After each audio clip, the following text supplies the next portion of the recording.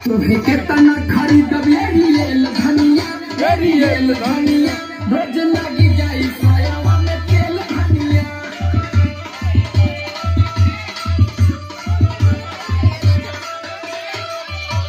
चूड़िया चट चट कर राजा रसमैया रोज के लंगाए राजा जी।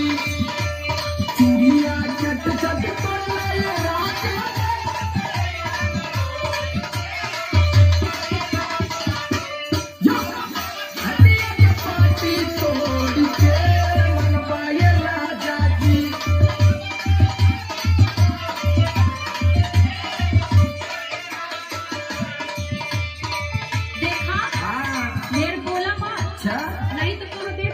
सुना हम तो धमकी के ऊपर आज तक सुनबे न कैली।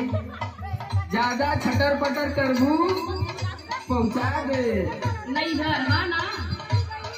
हाँ एकरे अलावा कहिए का सकत बड़ा सुना। हाँ सुनावा। बोला ना फटर फटर करता चटर चटर चलेला डगरिया सटेला लसर लसर।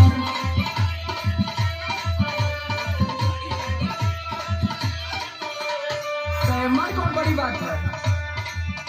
बोला ना